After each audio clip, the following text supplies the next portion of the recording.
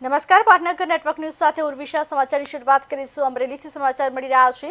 અમરેલી કલેક્ટરની સૂચનાને ધારી પ્રાંત અધિકારીના માર્ગદર્શન હેઠળ લેન્ડ ગ્રેબિંગ દબાણ કરતા લેન્ડ ગ્રેબિંગ કલમ અન્વયે હુકમ થયેલ હોવાથી અનુસંધાને ધારી મામલતદાર ત્રિવેદી અને નાયબ મામલતદાર મહેતા અને નાયબ મામલતદાર ગોહિલ સહિત વહીવટીતંત્ર દ્વારા કાચરિયા ગામે વિવિધ જગ્યાએ જમીન પર થયેલ દબાણ અંગે સમજૂત કરવામાં આવ્યા।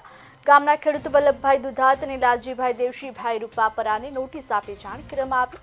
બંને ખેડૂત દ્વારા સ્વખર્ચે જેસીબી અને મજૂરી મૂકી જે સરકારી દબાણ હતું તે દૂર કરવામાં આવ્યું।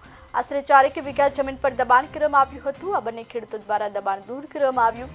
ધારી મામલતદાર સ્ટાફ સ્થળ પર જઈ રોજ કામ કરતા આશરે 5 વીઘા જેટલી જમીનનું દબાણ દૂર કરવામાં આવ્યું હોવાનું જાણવા મળ્યું।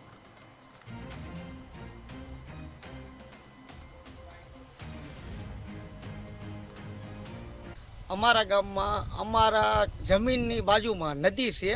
નદી કાંઠાનું જે કોતર હતું, અમે જે વર્ષોથી અમારા વડીલો પાસે તે જે દબાણ રૂપે હતું, એ આજે અમને ખબર પડી કે આ દબાણ છે આપણે। આ દબાણ અમે સ્વ ખર્ચે અમારે જીસીબી લાવી અને અમે જે બધું હતું સરકારશ્રીને ખબર વાત થઈ એટલે અમને જાણ થઈ એટલે અમે એ દબાણ સ્વ ખર્ચે અમે સ્વેચ્છાએ દૂર કરેલું છે। કેટલું દબાણ હતું? દબાણ હતું 1.5 થી 2 વીઘા જેટલું અમારું દબાણ હતું।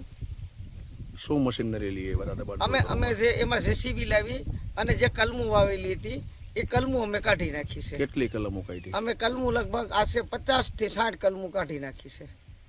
જમીન મુક્ત કરી? હા, અમે જમીન મુક્ત કલમો કરી દીધી છે અને આજથી સરકારનું દબાણ અમે મારા વડીલોએ સરકારી દબાણ કરેલું હતું એ અમે સ્વેચ્છાથી દૂર કરી દીધું છે। કેટલા આંબા હતા? એ અંદાજિત 125 આંબા 150 આંબા જેવું હતું। અને કેટલા વીઘામાં હતું? 3-4 વીઘા જેવું છે અંદાજિત। તમને કોઈ પ્રેરણા થઈ કે અંદરથી જેવું થયું કે મારે દૂર કરી દેવું છે? આ સરકારી પડતર જે નંબર પડેલો હતો, વડીલોએ દબાણ કરેલું, પછી